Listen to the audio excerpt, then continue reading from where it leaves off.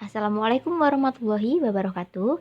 Hari ini kita akan belajar tema 4, subtema 1. Peredaran darahku sehat. Muatan bahasa Indonesia KD 3.6 mengenal isi dan amanat pantun secara lisan dan tulisan. Pergi ke pasar membeli batik. Jangan lupa beli durian. Duhai muridku tampan dan cantik. Bagaimana kabar kalian? Semoga kabar kalian tetap sehat dan selalu tetap semangat belajar. Oke, hari ini kita akan belajar tentang pantun.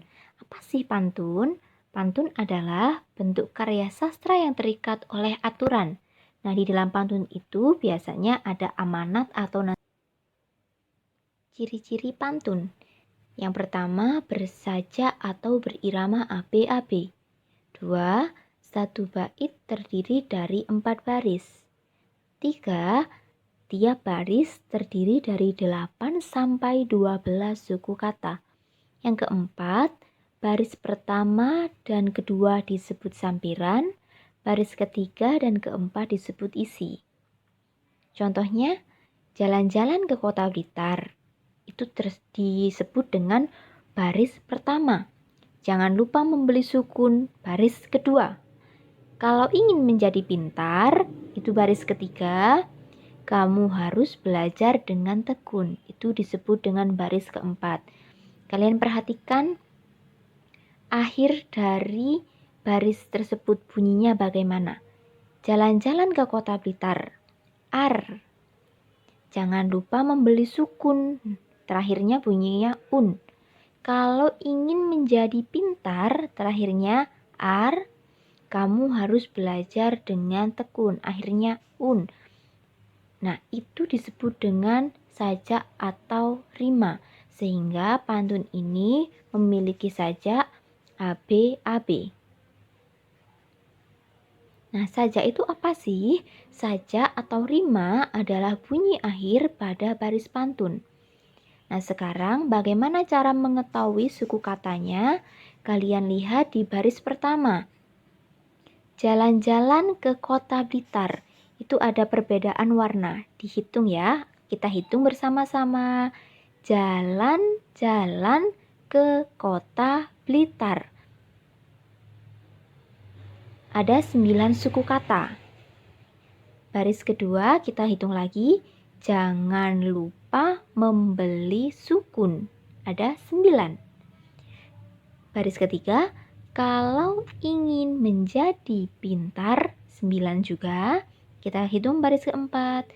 Kamu harus belajar dengan tekun. Ada 11 suku kata. Berarti pantun ini sesuai dengan ciri-ciri pantun. Oke, sekarang selanjutnya bagian-bagian pantun. Pantun ini ada 4 baris. Nah, 4 baris semua ini dijadikan satu disebut dengan bait. Nah, berarti jalan-jalan ke kota Blitar ini baris pertama. Jangan lupa membeli sukun disebut baris kedua. Kalau ingin menjadi pintar ini baris ketiga. Kamu harus belajar dengan tekun baris keempat. Nah, sekarang kita lihat di mana sih letak rima, letak sampiran dan isi.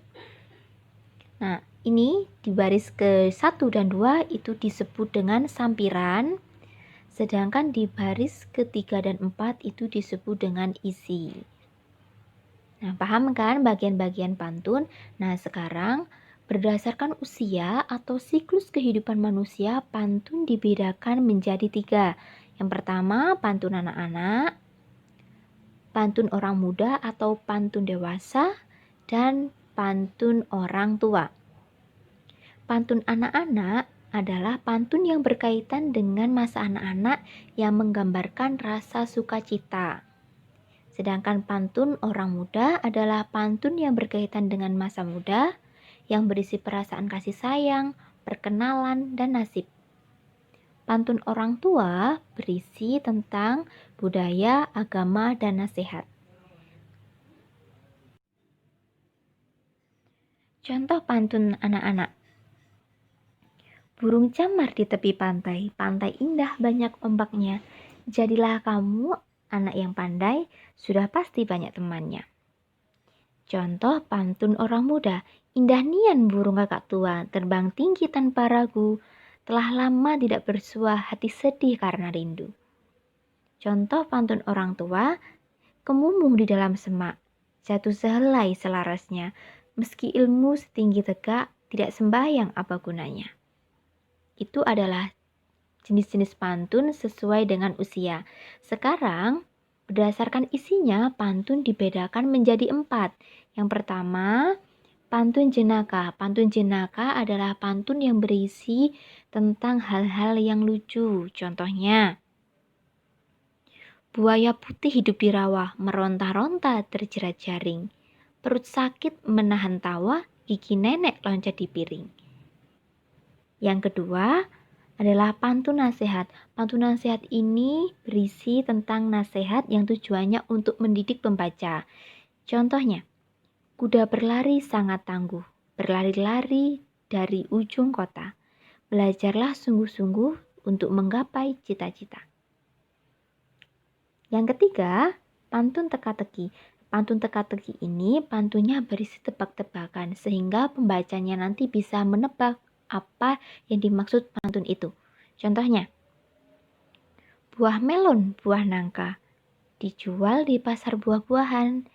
Coba jawab wahai saudara, makin diisi semakin ringan. Apa yuk? Nah, jawabannya adalah balon. Yang keempat, pantun kiasan. Pantun kiasan ini berisi perumpamaan atau ibarat. Contohnya, berburu ke padang datar, mendapat rusa belang di kaki. Berguru ke palang ajar, bagai bunga kembang tak jadi.